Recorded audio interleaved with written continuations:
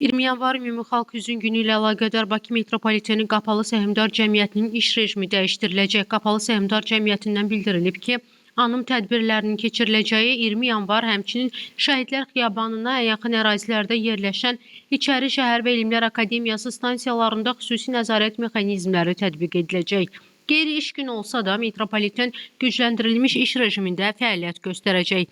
Qatarların hərəkət qrafiki dəyişdiriləcək. Xəttə buraxılmaq üçün ehtiyat qatarlar hazır saxlanılacaq. Stansiyalarda musiqilər günün ruhuna uyğun səsləndiriləcək və qatarlarda stansiya elanları radio rabitə vasitəsilə təqdim olunacaq.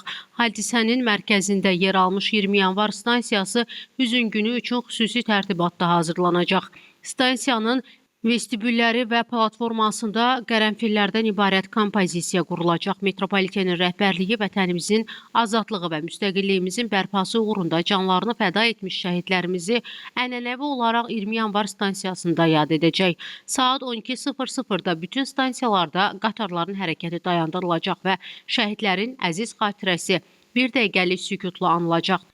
Daha sonra Bakı Metropoliteninin nümayəndələri Şəhidlər Xiyabanında 20 yanvar şəhidlərinin, o cümlədən hadisə zamanı şəhidlik zirvəsinə ucalmış metropolitençilər Nərimanov elektrik deposunun çilingəri İlqar Qarayev və metro inşaatçısı Əflatun Kazımovun məzarını ziyarət edəcəklər.